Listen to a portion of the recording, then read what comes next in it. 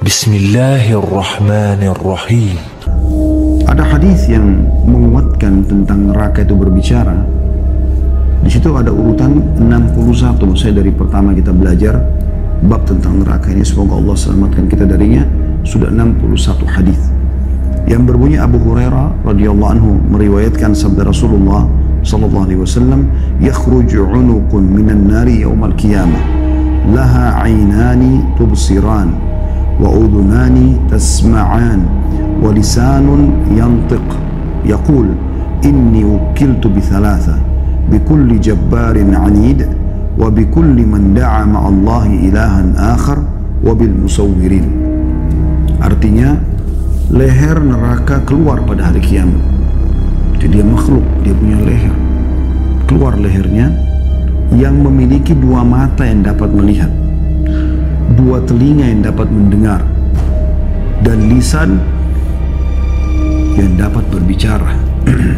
Jadi ada dua matanya, ada dua telinganya, dan ada lisannya bisa berbicara. Ia mengatakan, jadi pada saat dia lagi menyiksa orang-orang yang di dalamnya, maka dia pun mengeluarkan lehernya kemudian berbicara dan memperdengarkan suara itu kepada penghuni neraka. Semoga Allah selamatkan kita dari neraka ini. Kata dia, sesungguhnya aku ditugaskan kepada 3 golongan. Maksudnya yang paling banyak mendapatkan siksaan di dalamku adalah 3 golongan ini. Yang pertama adalah kepada setiap orang yang sombong lagi menentang. Sombong ini menolak kebenaran, lalu menentangnya. Ada orang dia belum beriman atau dia masih bermaksiat karena belum sampai padanya peringatan, dan pada saat sampai padanya peringatan dia berhenti. Dia beriman dari kekufurannya ataupun dia berhenti dari kemaksiatan. Tapi ada orang tidak, dinasihatin pun malah dia marah, malah dia memusuhi orang yang menasihatinya. Maka ini masuk dalam bab sombong, ya. Semoga Allah selamatkan kita dari sifat seperti ini. Dan kesombongan yang paling berat adalah menolak Allah subhanahu wa ta'ala sebagai Tuhan, menolak perintah Allah subhanahu wa ta'ala. Bagaimana iblis menolak untuk sujud kepada Adam yang merupakan perintah Allah subhanahu wa ta'ala, bukan karena Adamnya tapi perintah Allah subhanahu wa ta'ala. Dan Allah murka pada saat itu kemudian mengusir iblis dan dilaknat sampai hari kiamat serta dipastikan akan kekal dalam api neraka. Maka ulama mengatakan maksiat pertama yang dimaksiati Allah SWT adalah sombong, dan harus hati-hati dari sifat ini teman-teman sekalian. Makanya kata Nabi SAW, tidak akan mencium bau surga, bukan cuma masuk ke dalam surga, orang yang dalam hatinya ada seperti biji sawi dari kesombongan. Kalau Allah SWT memberikan kepada anda sepatu baru, baju baru, celana baru, mobil, rumah, segala macam, ataupun kelebihan fisik, paras wajah, postur tubuh, warna kulit, rambut, segala macam Allah SWT berikan yang bagus-bagusnya, syukuri. Kita nikmati dan kita syukuri, bukan justru kita jadikan sebagai ajang kesombongan, menganggap remeh orang lain, menghina orang lain. Itu nggak boleh. Dan ini menjadi penyebab dosa besar, ya, dosa besar ya. Karena memang dilarang dalam agama kita. Dan ini kelompok yang paling disiksa pertama dalam neraka. Orang yang sombong juga menentang. Kelompok yang kedua adalah kepada setiap orang yang menyeru sesembahan selain Allah, musyrik. Ya, musyrik. Dia menyekutukan Allah subhanahu wa ta'ala bersama Allah subhanahu wa ta'ala. Atau orang memang dasarnya menyembah selain Allah subhanahu wa ta'ala, seperti orang sembah pohon, memang dia yakin pohon itu sebagai Tuhannya, atau patung sebagai Tuhannya, atau dewa yang dianggap dewa, mungkin ini adalah malaikat ataupun jin. Itu semuanya. Jadi orang-orang yang menyembah selain Allah, ini orang yang paling keras siksaannya. Dan yang ketiga adalah kepada para perupa, dan ini yang perlu digarisbawahi teman-teman sekalian, ya. Hadis ini riwayat Tirmidzi jadi tempat halaman 103, dan hadis ini dia dinilai hasan sahih. Yang dimaksud dengan perupa di sini adalah orang yang membuat lukisan-lukisan, patung-patung, ya. Terutama kalau manusia, jin, malaikat yang dia gambarkan hewan-hewan, ini semua tidak boleh. Tapi kalau dia melukis misalnya pemandangan langit, ya, lautan, atau dia menggambar mobil, building, itu nggak ada masalah, ya. Tapi kalau sudah makhluk hidup, maka nggak boleh. Dan ini dilarang dalam Islam. Ini berupa sangat berat dan banyak hadis yang menyebutkan tentang ancaman-ancaman buat mereka. Di antaranya sabda Nabi SAW, nanti Allah akan menyuruh pada hari kiamat dia memberikan ruh apa yang dia serupakan itu, dia ciptakan itu, dia buat. Dan dia tidak akan mampu, lalu Allah akan berikan ruh lalu menyiksanya di neraka, menyiksa orang tersebut di neraka. Bahkan dikatakan orang yang paling berat siksaannya hari kiamat adalah al-musawwirun, termasuk orang-orang yang banyak jadi perupa ini. Oleh karena itu profesi ini teman-teman tidak boleh ditekuni kalau kepada makhluk hidup. Ya. Kakak ipar saya di Surabaya kebetulan jazakallah khair, dia mau berubah. Dulu dia melukis dan memang dia hobi sekali melukis. Masya Allah tangan dia tuh mudah sekali dia untuk melukis.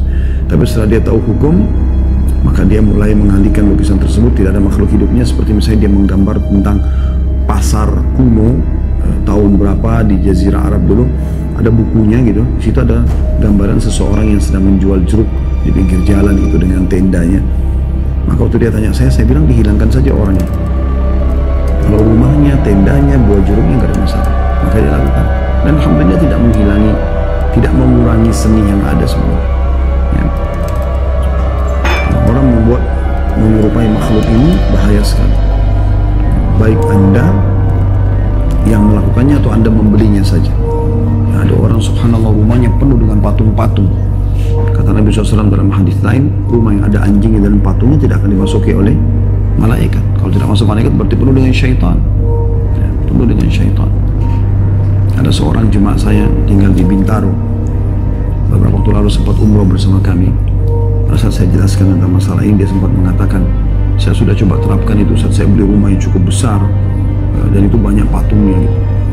Nah, pada saat patung itu mau dihancurkan itu sering mimpi buruk lah, apalah segala macam hal gitu. Karena memang syaitan tidak mau gitu kan, itu dikeluarkan dari rumah. Tapi dia tetap berazam karena dia sudah paham sunnah. Alhamdulillah dihancurkan dengan tukang.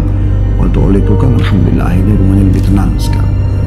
Dan begitu juga teman-teman yang sering kesurupan, ketindihan, atau orang yang disihir akan lebih lama karena adanya patung-patung ini. Oleh karena itu dihilangkan. Ada juga pernah jemaah kami di Kemang, ya, jazakumullah khairan, di kolam renangnya itu ada gambar ikan, patung ikan untuk air mancur. Maka saya bahasakan, ini jangan dipanggil tukang. Air mancurnya tetap ada, tapi dihapus ikan itu. Dibuatlah hanya seperti corong saja keluar air mancur itu, dan tidak mengurangi dari estetika ataupun seninya gitu kan. Karena yang kita tinggalkan yang diharamkan saja dalam agama, yang dibolehkan tidak masalah. Maka ini contoh-contoh saja gitu kan. Nah ini harus hati-hati sekali teman-teman sekalian, karena akan membuka pintu-pintu permasalahan bagi seseorang yang tidak paham masalah ini. Karena saya lihat seperti sebuah prestasi ya, kalau di rumah itu ada kolam ikan, terus ada patung burungnya, ada angsa, terus kemudian di taman ada ini, ada itu, ada patung harimau dan segala macam hal. Itu semua dianggap seperti sebuah kemajuan atau modern atau simbol kekayaan. Ini keliru. Jadi harus Anda keluar dari belenggu itu. Semua diharamkan dalam agama, tidak ada yang Anda letakkan atau Anda kerjakan karena Anda tahu itu haram dalam agama Islam. Ya, supaya terhindari dari siksaan seperti ini, karena ini siksaannya luar biasa, termasuk orang yang paling berat siksaannya pada hari kiamat. Itu juga dengan masalah lukisan-lukisan ya. Jadi kalau lukisan juga hindari teman-teman. Saya juga ada orang dia entah mungkin karena apa namanya desakan-desakan kekayaan ya, karena dianggap kaya maka kayaknya nggak pas kalau dia nggak dilukis sama istrinya sama anaknya gitu. Yang lebih ringan adalah foto. Foto itu masih ada yang membahasakan tidak masalah, tapi kalau sudah lukisan, ini sudah umumnya pendapat ulama melarangnya. Foto pun itu teman-teman dianjurkan agar jangan dipajang. Tapi kalau kita punya foto-foto, kita bisa simpan di galeri kita simpan di album, taruh di laci. Jangan dipajang, karena memajang ini tetap kena hadis Nabi SAW tentang malaikat tidak masuk ke dalam rumah. Kan?